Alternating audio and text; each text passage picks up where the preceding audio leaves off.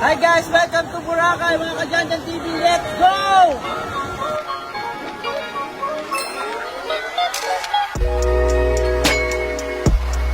Yo, for today's video ay papasyal nga tayo sa isang napakagandang paraiso dito sa isla ng Boracay mga gar. Payapa at instagrammable at perfect din pang picture taking.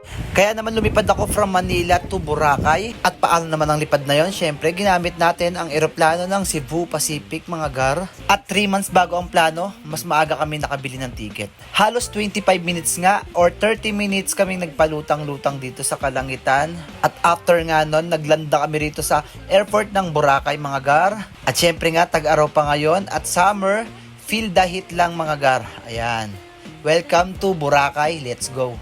At syempre pagbaba ko nga dyan ay nagpiling model ako. Yan, post lang ako dyan. Nagpa-picture na rin ako. Hanggang sa nakarating na kami rito sa tourist lane. Yan, nilakad lang namin para makabili kami ng boat ticket. Yes po, sasakay po tayo ng bangka papunta sa island ng Boracay. At ganito nga daw ang ganap dito sa araw-araw dito papunta sa Boracay. Sobrang daming turista at come and go lang Manila to Boracay. Banda nga rito ay excited na akong umupo at sumakay dito sa boat na to. At sa bangka nga na ito ay kasya ang 50 person mga gar. Sobrang laki rin. Kaya pag nakasakay ka rito hindi mo masyadong mararamdaman yung ganun kalakas yung alon. At 20 to 25 minutes naman tayo rito sa dagat papunta sa island ng Boracay. Pagbaba ko nga dito akala ko ito na yung resort kasi sobrang white sand siya mga gar, pero ito pa lang pala ang kanilang terminal na sasakyan natin papunta sa mga hotel na check-in natin mga gar. O diba dito pa lang panalo na. At kung saan kami mag-check-in, dito sa Fairways and Blue Water dito sa Boracay mga gar. Kaya tara, pasukin na natin yan.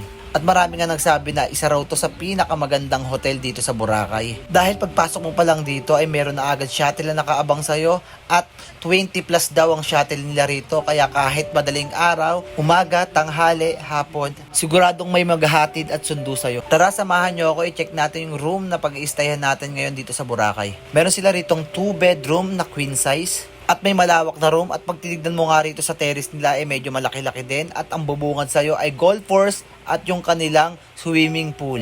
Dito pa lang sa terrace na to ang gaang nasa mata. Talagang mapapasabi ko talaga na huwag ka na munang umuwi. Napasabi nga ako dito na parang gusto ko na lang dito tumira. Kaya para sulitin, nagbihis na agad ako at nagpalit para bang wala akong gustong palampasin na oras. Kaya naman lumabas agad ako ng hotel para tignan itong swimming pool nila at kanilang private beach mga gar. Ayan, may sariling private beach ang Fairways Blue Water mga gar. At sobrang hindi crowded. Kaya kung sino lang yung naka-check-in dito, sila lang yung pwedeng mag-swimming dito sa beach. Kaya kung kanina ka pa na nanonood, please follow and like Janjan TV para sa part 2 na itong video ko. Para mamayang hapon or gabi sa ating trip dito sa Boracay. At kung nagustuhan mo nga pa-share and like na rin ako na itong mismong video. At nung hapon nakarating na nga ako rito sa grotto, dito sa Station 1. At tignan mo yung buhangin, kulay white at pinong-pino. Dito lang yan sa